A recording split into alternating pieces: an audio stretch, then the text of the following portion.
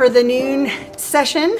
First of all, want to let you know that we would love to invite you to participate in an interactive map project when the speaker is over. It's a chance for you to think about how you connect to the land that's important to you and land that you might not have thought about before. I was fortunate to see this speaker, Walt Dabney, in March, and I don't think there's been a day since that I haven't thought about his message and the history of public lands. And when we sort of conceived of this, and I had hoped to bring him here, we didn't know that like the lawsuit that's currently going on that Utah has brought to the federal government was going to be happening. So I'm hoping that this will offer some interesting historical context. And without much more ado, welcome Walt Dabney. I'm so happy you're here. Thank you.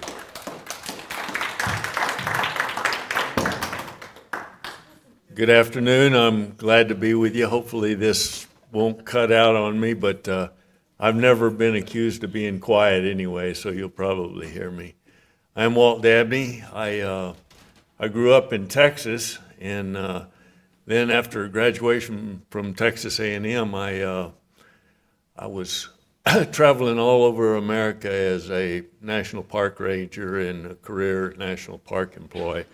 I retired as the superintendent for the Southeast Utah group of parks down in Moab, and then did something I said, you know, I'll probably never do is head back east. And I went back home to Texas because they asked me after those years if I'd come back and take over the directorship of Texas State Parks, which I did for about 11 and a half years. Then at the end of that time, we decided time to leave Texas. I grew up, my granddad had a ranch when I was a kid. That's where we did everything. I really wasn't much of a park or public land user in large measure because there's very little park and public land in Texas. And I'll talk about that a little bit in this presentation. So I came back to Moab, and I hear people talking about, I guess this is timely with this lawsuit now, we want our lands back. Isn't it amazing that we were promised at statehood that we'd get these lands back, and that hasn't happened yet? Or the federal government has no authority in the Constitution to own land. And I got to thinking, you know, after 43 years of doing this, some of this doesn't sound very accurate to me, and I think I better find out what this is. So about 8 or 9 years ago, I started researching this. The League of Women Voters in Southeast Utah asked me to do a presentation on it, which was the first one I'd done on this particular subject, and it's evolved ever since. One of the things I don't do is use this as a political format. The only thing in this politically that I'm going to talk about is I think it would be an absolute tragedy to lose these lands out of our common ownership, where we all own them. And if you want to know what that looks like, go to Texas and try to do any of the things you take for granted out here. As long as you're on the sidewalk or the road, you're not trespassing. And that would be a shame to have here. So anyway, everything in this, I really strive to ensure is absolutely factually accurate and historically accurate. And in 8 or 9 years of doing this, I've invited the audience to, if you see anything in here you think is not accurate, let me know. And that has not happened yet. So let's get into your public lands. We're going to talk about them in depth today. At the end of this, I'm glad to stay and answer questions, and hopefully you have some. It's an interesting time in the public land discussion right now. Well, you all recognize the United States.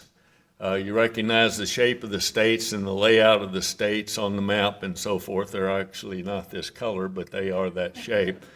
It didn't always look like that. In fact, from the speaker you had before, when European man arrived in this country, it was not an uninhabited place. In fact, there were hundreds of thousands of native peoples living here. And I am quite certain that the longer European man has been here, the more certain they were that they didn't need to be discovered. But that's not my story today. Where I'm going to start the story is actually with the the colonies that started with Jamestown, the English colonies in 1607. And by 1776, the colonists in what is now the United States decided they'd had enough of England. They declared their independence. We declared our independence. And the Revolutionary War started. It was not at all certain during that time that the colonists would prevail. In fact, most of the battles they fought, they got beat. And it was nip and tuck. At the same time this was occurring, there was an effort to, with men meeting in Philadelphia to set up what the framework would be if we were successful in winning our independence. How are we going to run this operation? How are we going to govern this new land?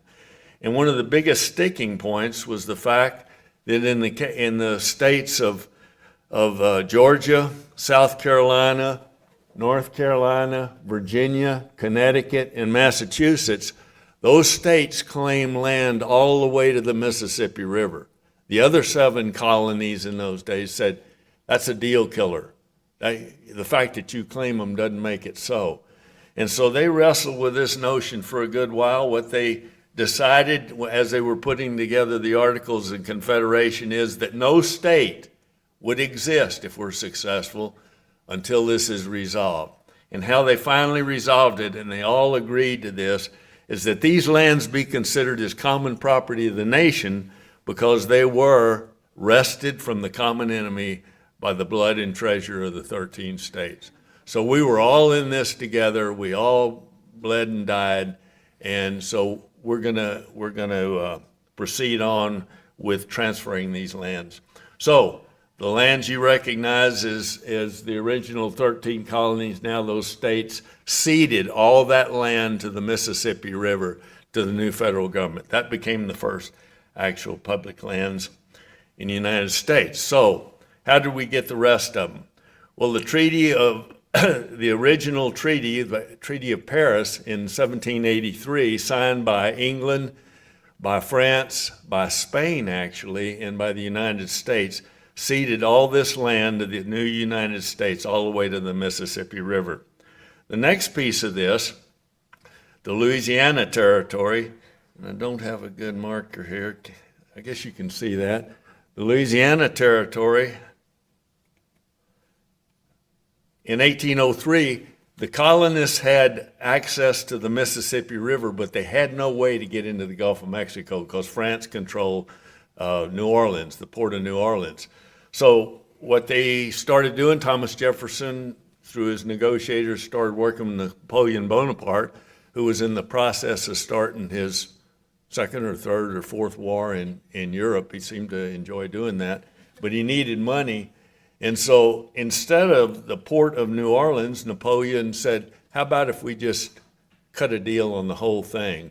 And so for $15 million, what I suggest to you is probably the finest real estate deal that ever occurred in the United States. We bought the Louisiana purchase from France. The next piece, in 1819, this piece of land up here, the British cession, we were threatening to go to war with Britain again because of this land here. Instead of going to war, and we just fought the War of 1812, which was nip and tuck as to whether we were even going to make it through that, finally ended that war. We ceded any claim north of the 49th parallel in this area, and Britain ceded everything south of the 49th parallel to the new United States.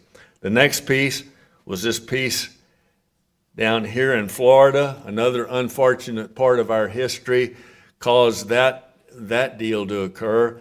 Slaves were escaping out of the colonies, coming into that Spanish territory in Florida. Native American tribes were raiding north into the new states. We told Spain, we're going to come down there and enforce this ourselves if you don't do something about it. Spain apparently owed us $5 million. We said, how about you give us Florida and we'll call the debt good? So that happened. For $5 million, we got all of East and West Florida, and the these two disjunct pieces out here, which I've never been able to figure out why they were Spanish, but they were. The next piece would be my home state of Texas, and I'm going to come back and do some more talking about Texas. In 1836, Texas declared its independence from Mexico, fought a Revolutionary War, won its independence, and for the next 9 years, Texas was not a part of the United States. It was an independent country, the Republic of Texas. The next piece, in 1846, President Polk was president, invaded Mexico in the Mexican War. At the same time, people in the United States up in the Northwest Territories were clamoring to fight Britain again. I don't know why we kept wanting to fight Britain. We didn't ever do very well in it. But instead of doing that, Polk said, I'm not going to fight Britain and Mexico at the same time. Let's cut a deal up there. They did cut a deal in the Northwest there with the Oregon territories, ceded everything north of the 49th parallel except for the southern end of Vancouver Island, which we jotted the boundary around. And instead of going to war, that became United States. We ceded everything north of that. You remember your history where I said before 5440 or fight. 5440, you know where that is? That's the southern boundary of Alaska, which at that time would have been, we were claiming everything through Canada all the way to what was then Russia. And so instead of doing that, we fought. Well, we won the war in Mexico, and that, in the Mexican cession as a result of that war happened in 1848 as the Treaty of Guadalupe Hidalgo. The next piece, we were again threatening to go to war with Mexico over the Gadsden area. We were trying to run the southern terminus, the southern route of the Transcontinental Railroad across there. We didn't want to have to jut that north, so instead of going to war, we bought the Gadsden Purchase from Mexico for $10 million. The next probably best real estate deal in our history was Alaska. We bought that from Russia in 1867 for $7.2 million. That's 2 cents an acre. Russia wants it back. I don't think that's going to happen, but Russia would like to have it back. The next piece, an interesting one, was Hawaii. Hawaii had a queen. It was a stable country. Americans went down there to raise cattle and fruit and so forth.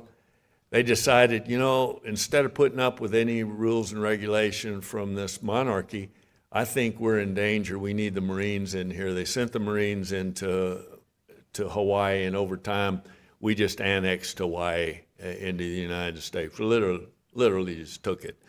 In 1898, we fought Spain in the Spanish-American War. At the end of that war, Spain ceded to us Puerto Rico, and then the last piece of land that we bought was American Virgin Islands in 1917, just as we were going into World War I, from Denmark for $27 million. So through war, purchase, treaty, that's how all these lands became the common ownership of the people of the United States. So, what does the Constitution say? Remember, I told you that people were telling me the Constitution does not say the federal government can own land. I thought, really? Well, I don't know, so I better find out. And the reality is that the property clause of the Constitution, you can read it yourself, and everything I have in here you can look up for yourself. I'm not making this up. The Congress shall have the power to dispose of and to make all needful rules and regulations respecting the territory or other property belonging to the United States. And nothing in this Constitution shall be so construed as to prejudice any claims of the United States. Clearly, Congress has the power to deal with any of our property, including the public lands.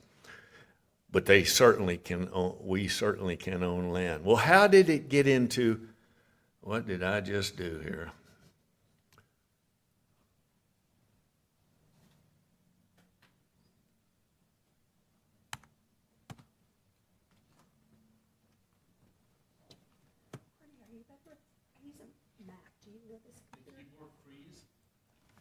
I don't know what it did.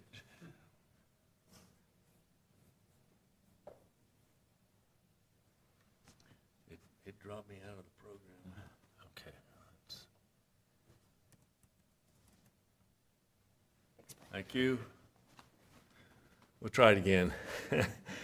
You know, as an old guy, I hate this stuff sometimes. And now it would be good if it will advance.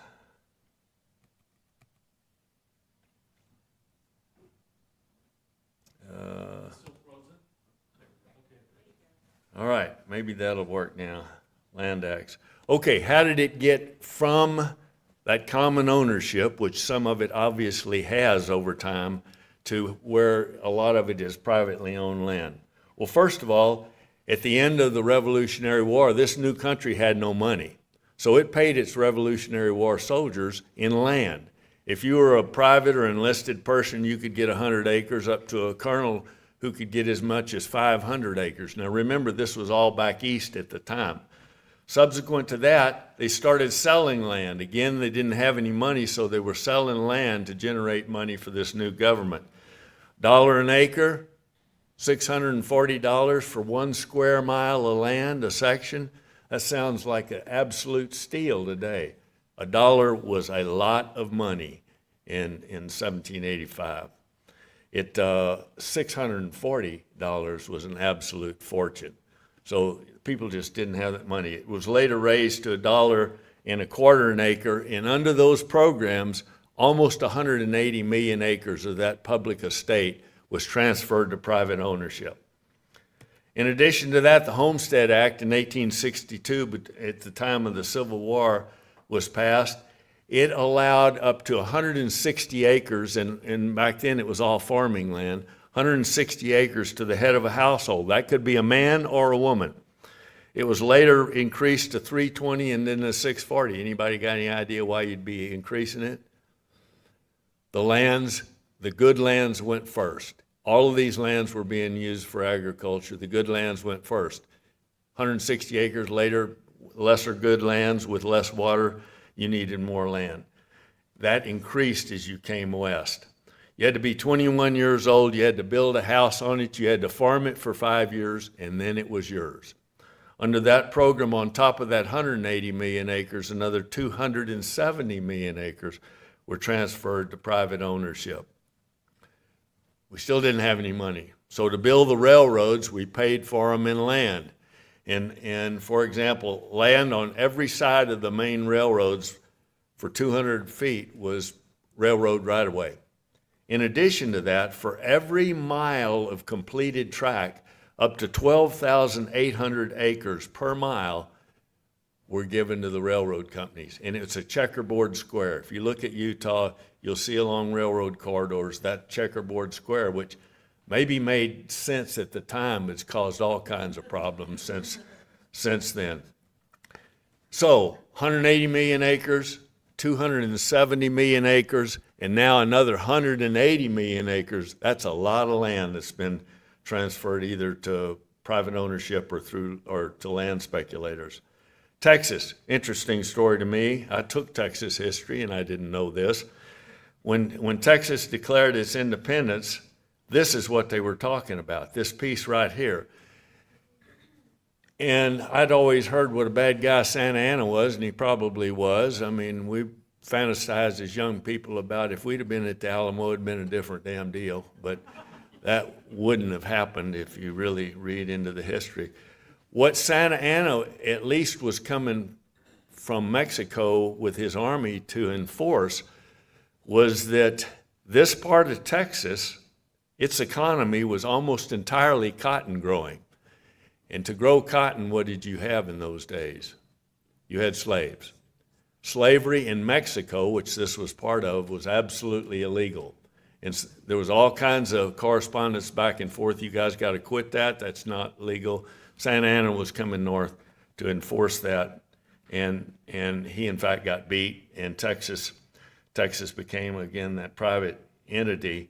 And at one time, Texas claimed all this country all the way up into this northern panhandle. The top of that arrow is about Rawlins, Wyoming. So Texas claimed a big swath of country. In 1850, Texas sold this to the United States for $10 million to settle a bunch of bonds and debt that Texas had. So what you recognize as Texas right now is this country here. Well, one of the questions I always get is, how come Texas has no public lands? And don't you wish this country here was more like Texas? And I said, if you're talking about absence of public land, the answer to that is hell no. I mean, my granddad's ranch is gone now. I have no place to go hunt or do any of these kind of things except for a handful of small state parks. And in the case of Texas, it's the second biggest place geographically and by population, and it is sorely lacking with any place to go. So how did it become that? Well, Texas lands. Texas is right at 98 and 96% privately owned. Pre-Republic land grants. If you had a Spanish or a Mexican land grant when Texas became a state, it was a valid existing right. It was a valid deed. If Republic of Texas had grant, my granddad's was part of, my great-granddad was a wounded Confederate soldier, came back and bought this place in 1883. It's part of a level 1 head grant, which was 4,600 acres that somebody that was head of a household could claim. There were all kinds of levels of that depending on when you got there and what you did. But Texas transferred under those programs another 36 million acres of land on top of the land grants. Texas war debts, war veterans were paid in land. Railroads, they paid 35 million acres of land out of Texas lands to build the railroads. And by 1900, most of the land was already appropriated, and the rest of that went into the permanent school fund. Well, a lot of you recognize this fellow here, John Wesley Powell. He was a surveyor by trade. He was a Civil War soldier on the Union side, wounded badly at Shiloh, lost his arm. You know him from doing the 2 trips down the Colorado River, and those of you that are river runners, which I do, the thought of launching at Green River, Wyoming in wooden boats and not having a clue what the hell is around the next corner. If you've been through Cataract Canyon, you just go, goodness gracious, those guys. But they made it. They had certainly some big difficulties. They made it. By 1877, John Wesley Powell was the director of the U.S. Geologic Survey. And he went to the National Academy of Science meeting in 1877 and made the statement that west of the 100th meridian, the land all the way to the Sierra Nevadas could not support conventional agriculture. There is simply not enough rain. It's too arid. And that caused a huge stir. Well, where is the 100th meridian? The 100th meridian, which this is right here, runs up through about I-35 in Texas, through Oklahoma, Kansas, Nebraska, into the Dakotas.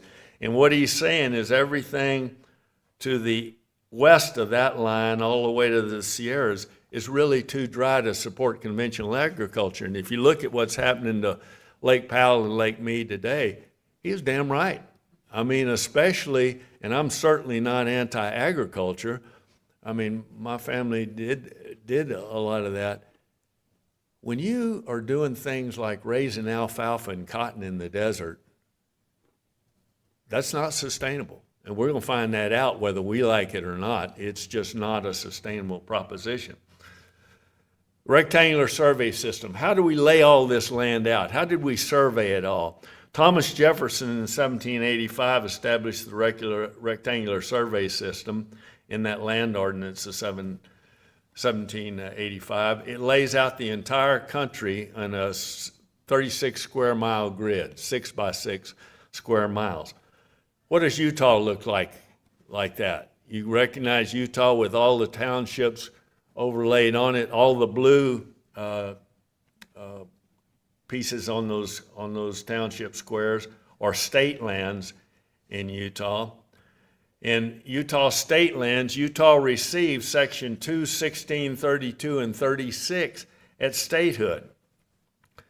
When it became a state, it was given lands out of that public estate.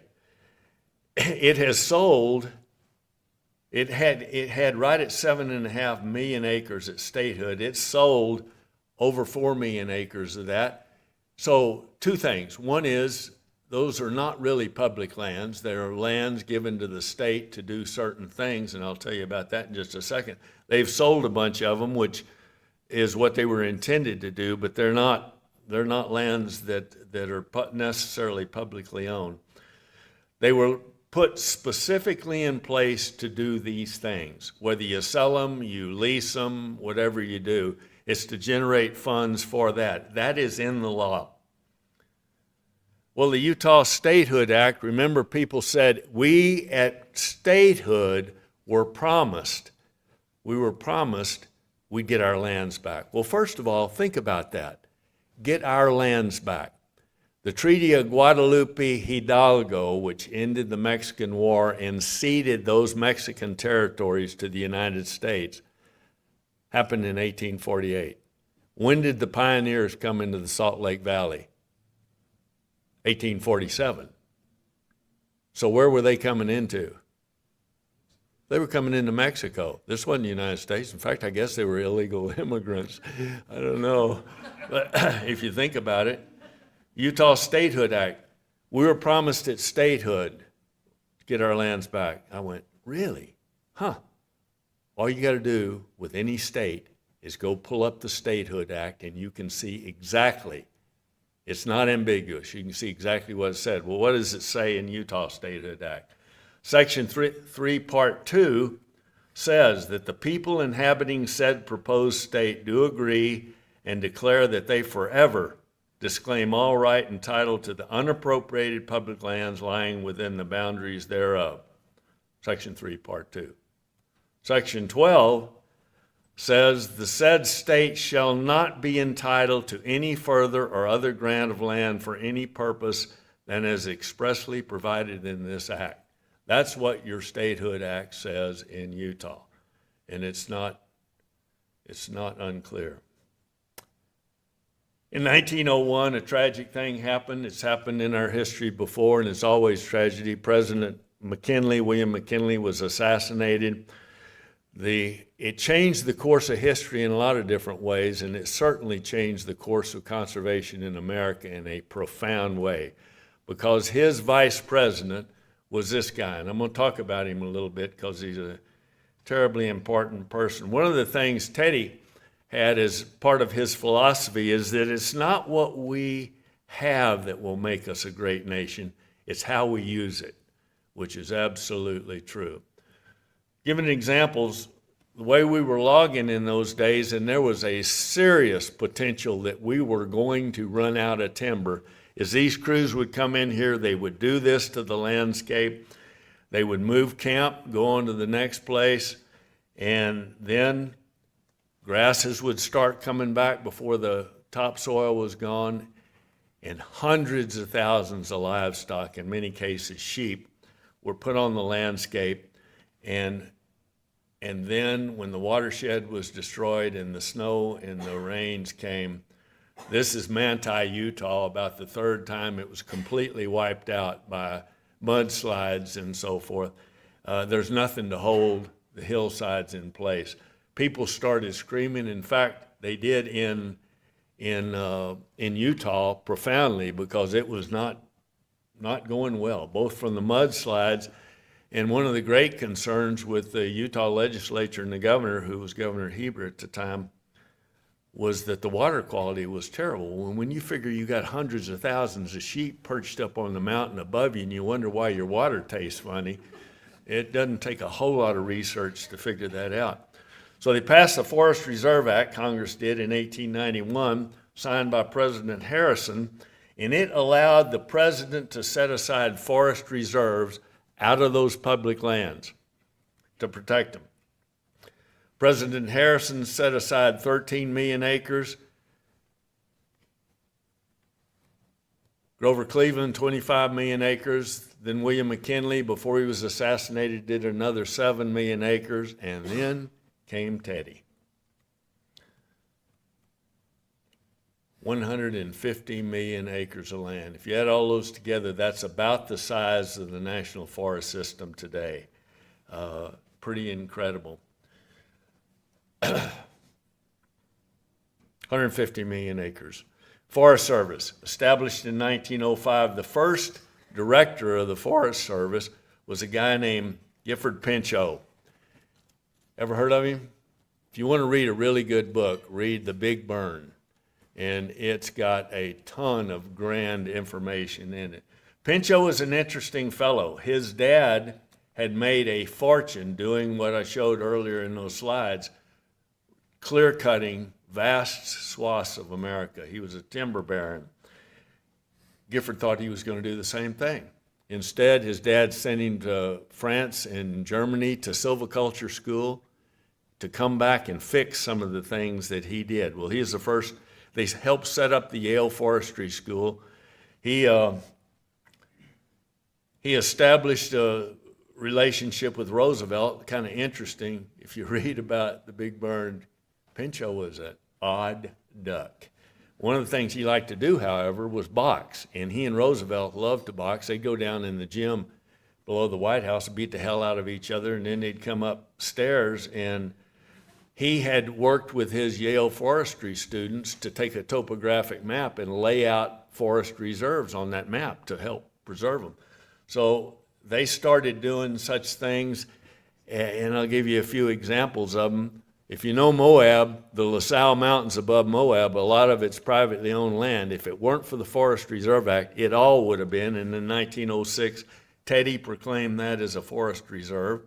The San Juan Forest over in Colorado, 1905. The Coconino in Arizona, 1908. These are examples of what we have today that would not have occurred without mostly Teddy. And near where I am now in Buena Vista, Colorado, the San Isabel National Forest, again set aside by Teddy. In 1907, a number of states came together to say that if you do not end this, we're not going to pass an appropriation act for agriculture. Well, that was a big deal in those days. The Agricultural Appropriations Act were key. You'll see in the state of Wyoming, Oregon, Washington, Montana, Idaho, and Colorado a state that is clearly missing, and that's Utah, because Utah had been one of the major pushers of this. As I understand, even the Mormon Church said, hey, this is not survivable the way we're going about destroying the forest and overgrazing it, grazing the grasslands. But they were going to not pass this. Congress wasn't going to pass that. So Roosevelt had to sign it by March of 1907. So what did he and Pinchot do? They went down the boxing ring, did a few more rounds, came up there, signed 21 more Forest Reserve proclamations, and he signed the bill, and that ended it. Today, the Forest Service has about 193 million acres in national forest, which we have now, but that we wouldn't have had then. Their mandate is to sustain health, diversity, and productivity in the national forest. Use them wisely today and pass them on to future generations. The Antiquities Act, which is another issue in this part of the world, the Antiquities Act to protect areas of historic or scientific interest, been used by every one of the presidents to set aside places, often over local objection. Grand Canyon, Arches, Grand Tetons, Olympic, Zion, Bryce, Petrified Forest were all established as national monuments. Had they not been, they may well not have been there. Grand Canyon, when Teddy stood on the edge of the Grand Canyon and looked out there, he said, there's not a thing we could do differently to make this a better view. He tried 3 times to make it a national park. Didn't happen. This is one of the examples of a non-pro-park position from the Williamson Sun.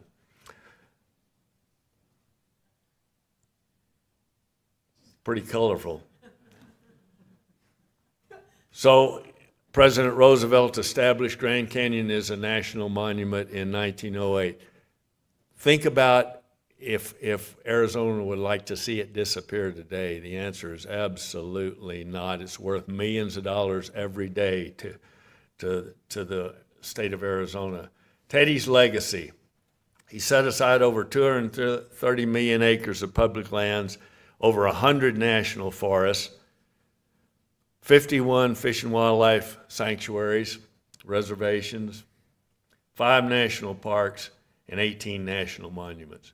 We'd be in an entirely different world here today if it had not been for him.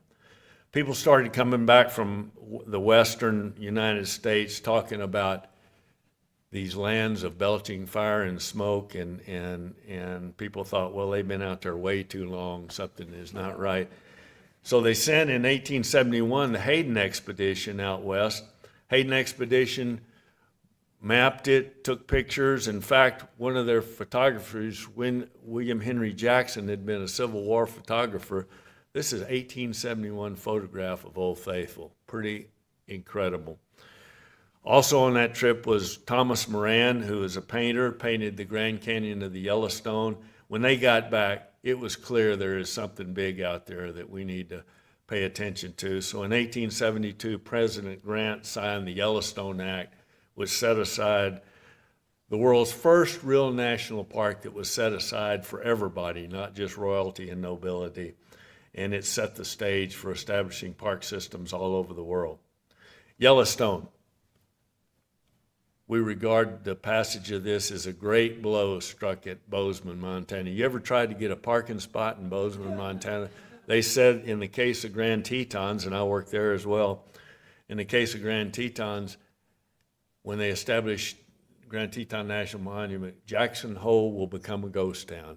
Have you been to the ghost town of Jackson? I don't know what they'd been doing without Yellowstone and the Tetons. They said that the reason to do it is nobody is ever going to get there, which if you've tried to get a parking place there now, they certainly have. And the legislative delegation worked diligently to keep it from being funded, to the point that eventually they sent in the military, and the military for about 32 years ran Yellowstone National Park, chasing poachers and timber thieves and all those kind of things. And if you know Mammoth Hot Springs, the buildings there, the rock buildings are part of Fort Yellowstone, which is the headquarters of Yellowstone. Well, one of the things about Yellowstone, and I saw this in my whole career in parks, was that starting with Yellowstone, we never got it right. And what does that mean? We never set them up in a size that once they're surrounded by incompatible development or use, they can survive. What does that mean? Well, in the case of Yellowstone, the red dotted line is the greater Yellowstone boundary, the ecosystem that is Yellowstone. Yellowstone is actually the yellow piece in there. The green or 5 national forests, and of course the piece just south of Yellowstone is the JDR Parkway and Grand Teton National Park. What does that mean then? Well, looking, for example, at just the elk and the bison, those lands that are green and white were the lands that elk and bison moved off the high plateau lodgepole forest at 8,000 feet in the winter when it was completely buried in the snow and it was -0 degrees where they couldn't make a living, and they headed down out of the park and onto those lower lands. Well, if you're managing the lands outside of Yellowstone, when you only have the summer range in Yellowstone, and you're doing things on those green lands, for example, like putting sheep allotments right up next to the boundary, and you wonder why your sheep are getting eaten by grizzlies who don't seem to be able to read boundary signs, it's because our uses are incompatible. So Yellowstone, if we had it to do over again, should have been inside that dotted red line if you're going to have it, as the law said, maintained in its natural condition. So we're going to have to do some heroic things, and one of them is certainly to manage those 5 national forests in a way that support Yellowstone. Canyonlands was the same thing. I was superintendent there. The original Senator Frank Moss from Utah wanted a 1 million-acre park. Senator Wallace Bennett wanted a 35,000-acre park, and they argued over it. And the lands, this was the first part on the east side of the Green River, over in here that was established, and later the maze was added. Glen Canyon Orange Cliffs was not added because it had a little tar sand in it. And what should have been Canyonlands, when you stand at Grandview Point and look into that basin, and I have many times in my uniform asked people, where do you think the boundary is? They said, well, probably that big bowl that's in front of us. Well, it's not, because this is what the political boundary looks like, which is complete nonsense. It makes no sense from a management standpoint and so forth. So one of the things you might do someday is to come in and fix all of these places, because the lands on the other side of that boundary, we all own anyway. They're public lands. Senator Bennett was so adamant about it that all commercial use and business activity would be forever banned, and nearly all of southern Utah's growth would be forever stunted.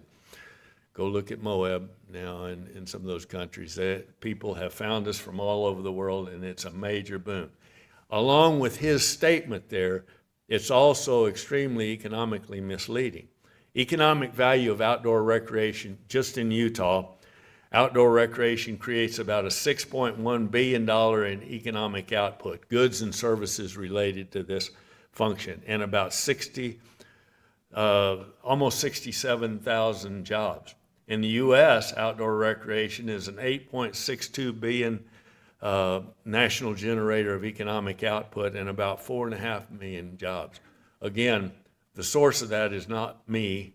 It's U.S. Department of Commerce, Bureau of Economic Analysis in 2022. Tracking that because it's a significant factor in our economy.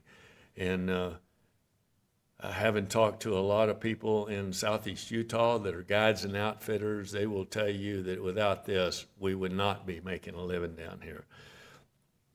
The National Park Service established in 1916 because we were managing parks with the Department of Agriculture and with the Department of the Army, was established to take care of these special places, the places that make us who we are historically and prehistorically, and those special places like Yosemite and the Redwoods and all that I think we hold in trust for the world, because we're the only ones that have them.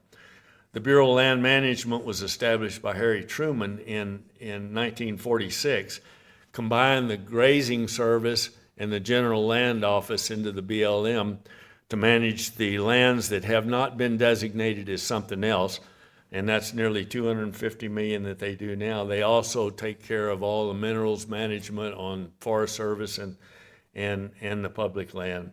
A law that's extremely important that was passed in 1976 is the Federal Land Policy Management Act, FLPMA. FLPMA did a number of things. It repealed the Homestead Act in 1862. So in theory, you could still homestead until 1976. That didn't happen really in the lower 48 because of the Taylor Grazing Act, which resolved a bunch of those things. Alaska, it was 1986, 10 years later, that homesteading was suspended. What it said is that Congress declares that the policy of the United States, this is in the law right now, in addition to what the Constitution says, the public lands will be retained in federal ownership unless, as a result of land use planning procedures provided for in this act, it is determined that disposal of a particular parcel will serve the national interest. Congress can do what it wants with the public lands. It can dispose of them. So what are those lands now? The yellow, about 28% of the continental United States is in public land. The yellow is BLM. The light green is Forest Service land. The chartreuse is national park land. The red are sovereign Native American reservations, and the blue are military reservations. There's a little bit of land to the west, to the east. Most of that was bought up, cut over timberlands that the CCC ended up restoring. That's the only reason you have any left back in there. Your public lands. One of the criticism I heard when I got back here is, see, if we give them to the state or you give them to someone else, we can run it like a business. I can tell you from 43 years of working in national and state government, You can only do what the legislative body allows you to do, whether that's a state legislature or the Congress. So in the case of multiple use, which I support, for example, in timber, right now we run it pretty well as a business in that you're going to do a proposed timber cut, you put that out for bid, people bid on it, and you select the best bid. Oil and gas, for 95 years, the maximum royalty on oil and gas production was 12.5%. The states were significantly more than that. This administration just raised it to nearly 17, which is basically what Utah charges right now on state land for the same thing. Hard rock minerals. This is one that is just absolutely nuts to me. Whether you're a Canadian operation, an Australian operation, an Argentinian operation, an American operation, once you've gone through the hoops of establishing a mining operation, the federal government, we taxpayers, get no royalty from any of that. That's the 1872 Mining Act, which seems completely nuts that we wouldn't change that. Utah, for example, on state lands gets a 4% on gross, 4% royalty on metalliferous minerals, and an 8% royalty on fissionable materials like uranium. If we did that in the national, that would be more money into the coffers. Recreation, I don't pay anything, and I use them all the time. I'm for an old guy, pretty fierce mountain biker and hiker and river guy, and I don't pay anything. I'd be glad, I'm not speaking for you, I'd be glad to do an annual pass that goes back into running these parks because the agencies don't have the field staff they need to have. This is another one. In Texas, for example, you want to go hunt on somebody's private land, you better be ready to slap leather because it's going to take you a bunch of money to get on there. And I buy a hunting and fishing license here, especially if I draw out for an elk or deer, I'm home free. I don't even have to pay to camp in most places unless it's a developed camped area. Scientific and historic, pretty straightforward. And here's an interesting one. And on all these, I'm not giving my political spin or personal opinion about any of these functions other than if you're going to do it, you ought to at least pay what's reasonable to make that happen. Let's talk about grazing a little bit. An AUM is an animal unit month. It's how much money you'll pay for a month to put a cow, calf, 5 sheep or 5 goats or a horse on somebody's land, whether that's private land or otherwise. Well, in these states, according to the U.S. Department of Agriculture, the average cost to put it on non-irrigated pasture land in any of these states, and here's Utah, $16.50 an AUM. The state, in the case of, again, going down to Utah, the state, if you're talking about a single section, is $5.82. If you're talking, this is 2018 figures. If you're talking about blocked up lands, $10.05 an acre. Anybody know what the federal grazing rate is? I mean, if, again, not arguing whether we ought to graze or not, but if you're going to graze, why not in a given state index the federal rate to whatever the state charges, right next door, same land? That would seem to be a reasonable accommodation for that. One of the reasons, in part, and this would go toward this lawsuit, I think, is that of all those revenues that come in to the federal government, the state, like Utah, gets about half of those revenues, whether it's grazing or anything else. If you did a fair market return on hard rock minerals, half of that money would come to the state of Utah, or any of these other things. PILT, payment in lieu of taxes. You don't pay, the federal government doesn't pay property tax, but they have a formula based on the population and the acreage of federal lands in a given county, and they pay Utah the results of that formula being applied. In 2018, that was $115+ million. If you raise those to a reasonable rate, whether it's grazing or certainly hard rock minerals, that would be a whole lot more money.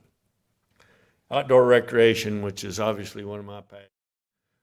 Fishing, in a lot of states, just getting access to this river is so difficult because you're going to get across somebody's private land.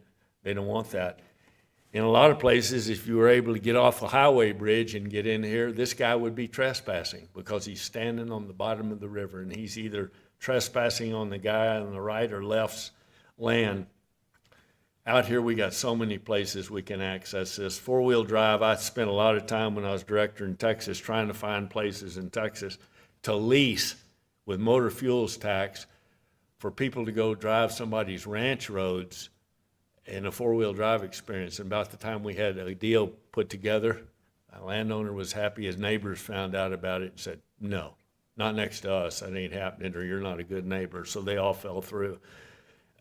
Mountain biking, absolutely love it. And there are literally thousands and thousands of trails on public lands for those of us that mountain bike to use. Hunting, this is another thing. We are so lucky in the West to be able to buy a license and go hunting. And in the lands that are private lands, that isn't going to happen. You're going to pay significant money to take your gun for a walk on somebody's private land. River running, another thing that is really challenging in the private land states just to get access. If you do get access, trying to camp along the way where you're trying to determine, for example, in a lot of states, where is the median high water line? And if you're not carrying a surveyor with you, you're standing there and the rancher's standing there looking at you saying, you're on my land. Move. And so you go on. That out here, we got so many places. We got a few rules, but they're perfectly legitimate to enforce. You think of places like my home state being the great cowboy state, unless you got a corral you want to ride around in or you own your own ranch, there's no place to go ride a horse. Here you can do multi-day trips, whatever you want on your public lands. Backpacking, whatever your sport is or combination of sports, we got hundreds of thousands of acres. You can almost walk out your back door and go access. We don't need fewer of these lands. We actually need to keep all that we have, and in some places we need more. Texas is now trying to buy land to do that. In 1969, on this boardwalk, I would walk this boardwalk looking for someone in my flat hat, brand new park ranger to talk to. And now you just try to keep them getting pushed off the boardwalk into the thermal feature. It is crazy. Texas, Enchanted Rock State Park in Texas, trying to get into it. COVID did a lot of bad things, but COVID also absolutely got people out of the cities who wanted to come do something different. And they found these parks and public lands is to be something that, yeah, they didn't know much about, but they certainly liked what they found. And they're going back now in much bigger numbers. Well, I don't have to tell you, there's a public land transfer effort going on right now, and this is serious as a heart attack for all of us.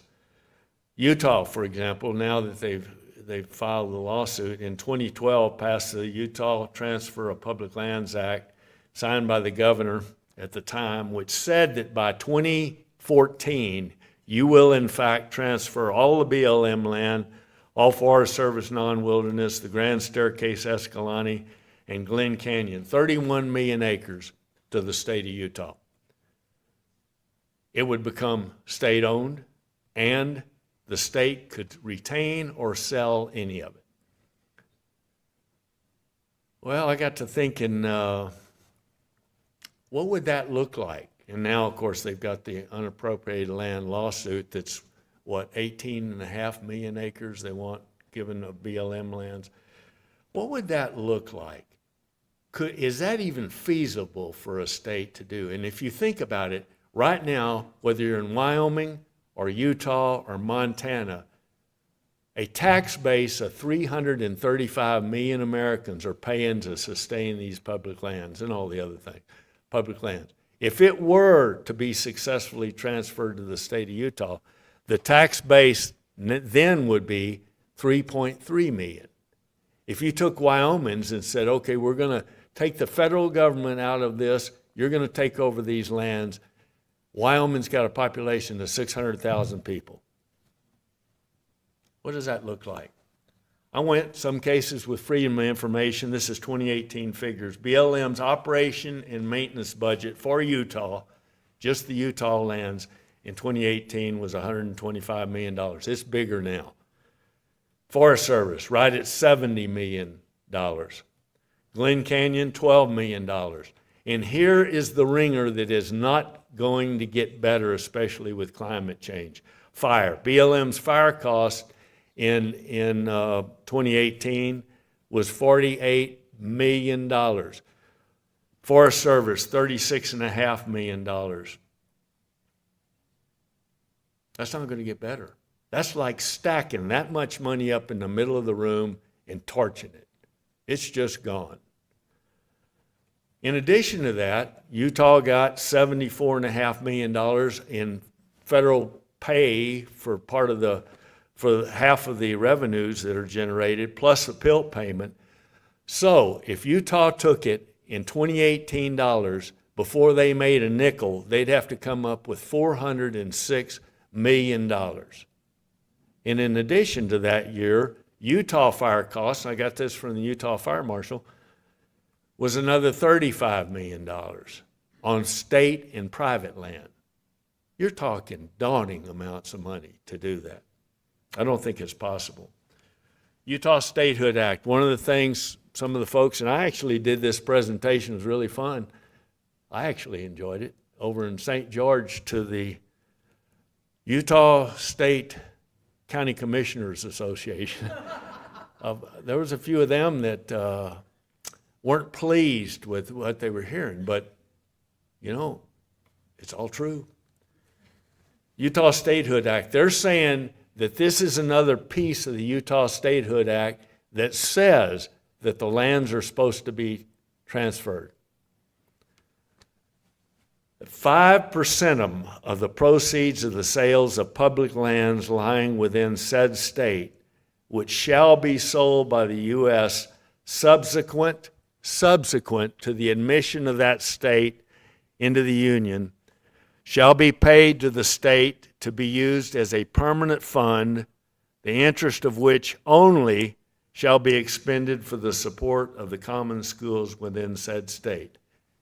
Section 9 of that Statehood Act. It does not say, first of all, I'm not a lawyer, I don't read where it says you will sell those lands.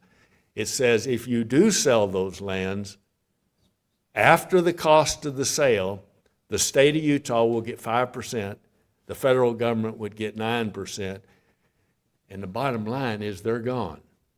We don't have them anymore, and probably somebody from my home state with a lot of oil money is going to own them, and they don't welcome most of us in.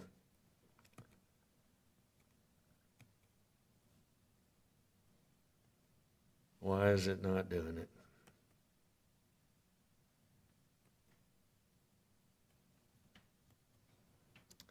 I don't know how to move this forward again. I just got a couple of more pieces.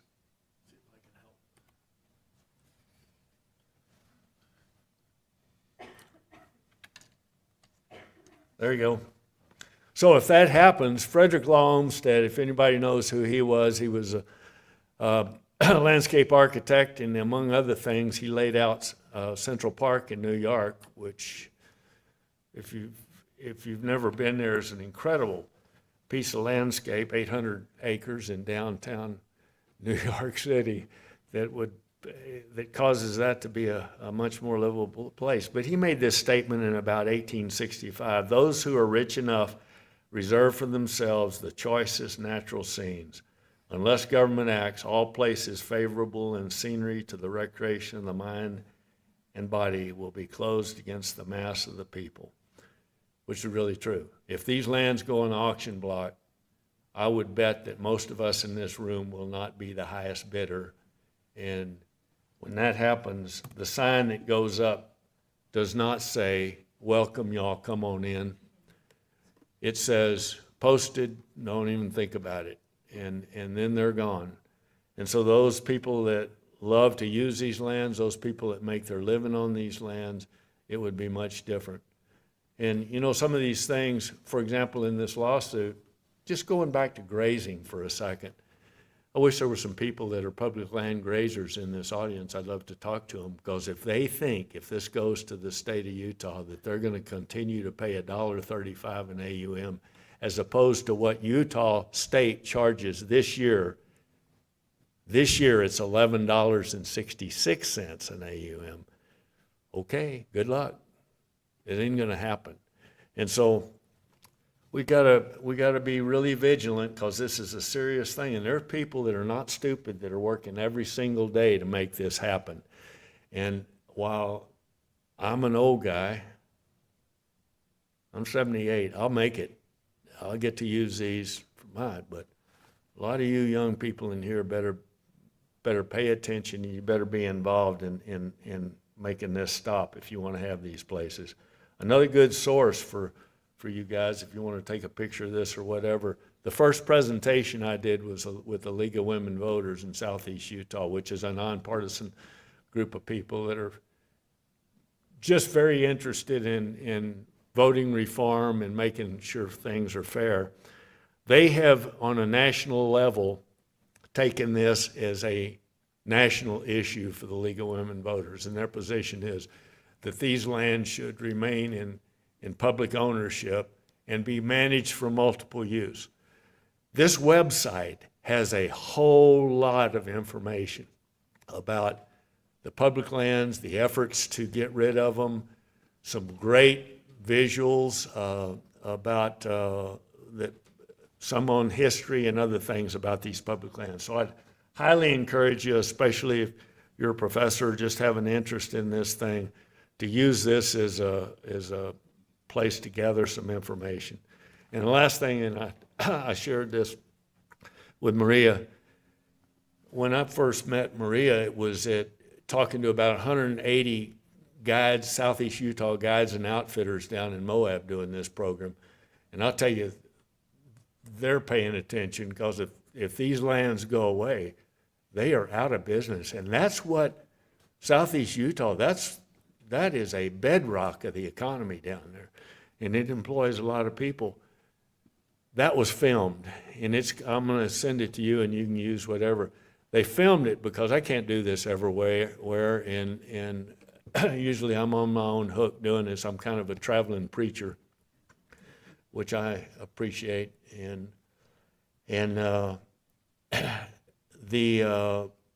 it was filmed. Canyonlands Natural History Association paid to have this edited and put in a presentation copy.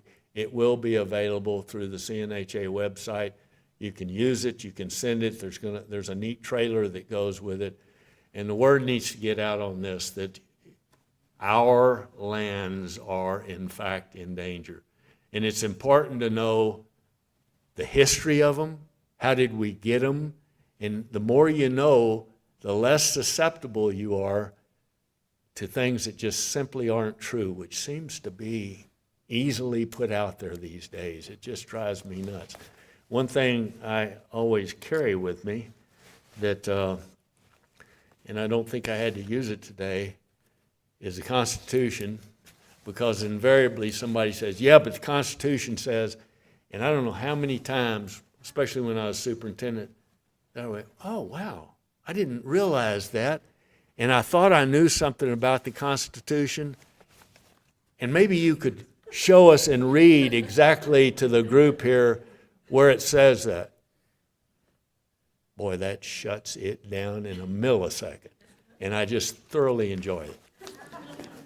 But anyway, with that, I would open it for questions. You said this is streaming to other places too? It's streaming right now. I don't have the ability to take questions, and then people will be able to watch it online. Okay. Did anybody have any question or comment today? Did you learn anything?